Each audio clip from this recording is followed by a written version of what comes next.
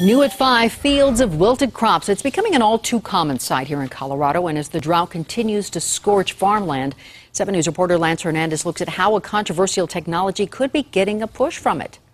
At that time, the corn was around chest high. And the rain he counted on never came. The cost of the drought grows. Hard dollars right now, about $45,000, $50,000. In total, farmer Dave Eckert says 450 acres of his corn is either dead or dying. We lost water for about 2 weeks, early June, and that's all it took to lose the crop.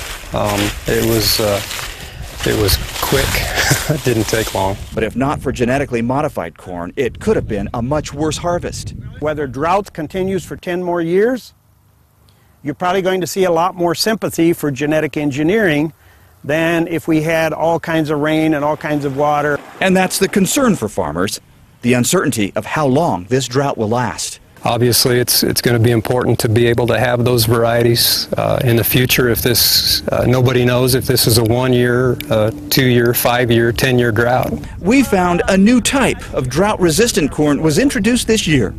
Phil Westra of CSU has been studying GMOs for years and says even more enhanced crops are on the horizon. If you get into a drought situation where a normal variety may cut its yield down to, say, 75 or 60 bushels, these varieties will still produce 100, 110 bushels. So how does this affect you? Well, genetically modified corn is in many of the items you find at the grocery store, from cereal and beef to eggs, and the USDA doesn't require a genetically modified label.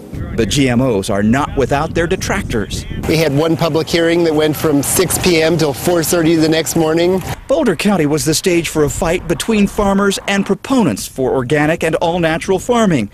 The county commissioners unanimously passed a crop policy that allowed GMOs to be grown, but with some limitations. The conclusion that we came to was that certain GMO crops, as they are used in Boulder County, in fact reduced environmental impact and increased the income for farmers. We really saw those as a win-win. For farmer Dave Eckert, he can only look towards brighter days. My dad told me a long time ago there's been 2 good years in farming, 1939 and next year.